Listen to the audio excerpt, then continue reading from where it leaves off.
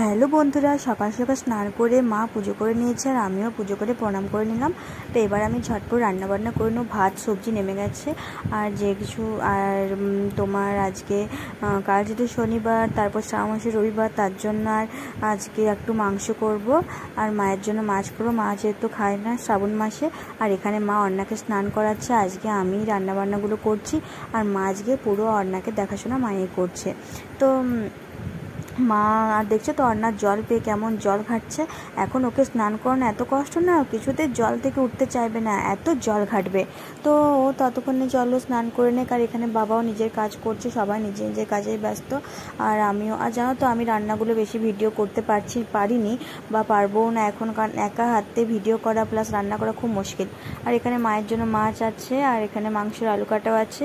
মায়ের জন্য করবো মাছে পেঁপেতে আলু দিয়ে ঝোল করব, আর আমাদের মাংসের ঝোল হবে, ভেন্ডি সেদ্ধ হবে আর উচ্ছে ভাজা।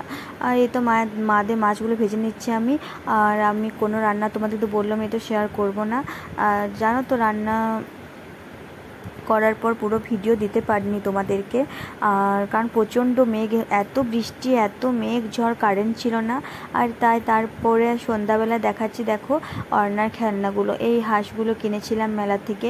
তোমাদেরকে সেরকমভাবে মেলার খেলনাগুলো দেখাইনি, তাই একটু দেখিয়ে দিচ্ছি, কারণ যেহেতু ভিডিওটা আমি কন্টিনিউ করতে পারিনি ওয়েদারের জন্য, এত বৃষ্টি, এত ঝড়, আর একটুও কারেন্ট ছিল না। আর এই পুতুলটা নিয়েছি, দেখো ও তো এই পুতুলটাকে দেখে এত রাগ করছে।